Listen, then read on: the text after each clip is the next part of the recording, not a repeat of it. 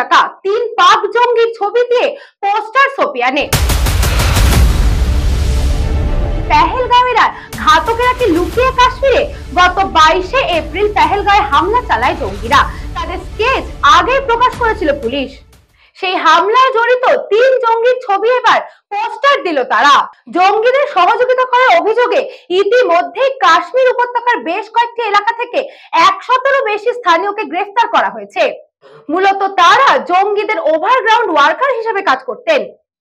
পেহেলগাঁও কাণ্ডের পর 2 সপ্তাহ পেরিয়ে গেছে, এখনো হামলাকারী জঙ্গিদের হদিশ মেলেনি।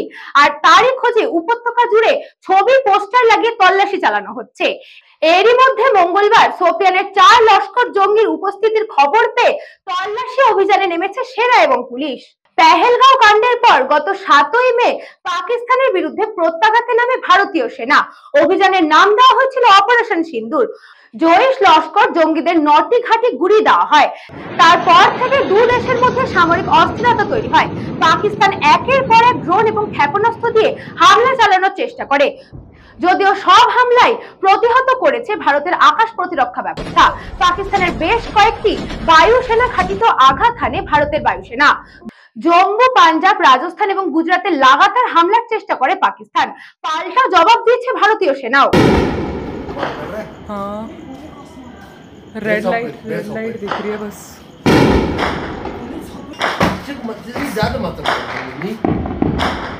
জঙ্গিদের সাথে গুলির লড়াই জারি। ঘটনাচক্রে তদন্তকারীরা আগেই আশঙ্কা করেছিল পেহেলগাঁও কাণ্ডের জঙ্গিরা দক্ষিণ কাশ্মীরে কোথাও লুকিয়ে আছে। সোফিয়ার এই 4 জঙ্গি কি পেহেলগাঁওয়ের কোথাও লুকিয়ে রয়েছে তা নিয়ে শুরু হয়েছে জল্পনা।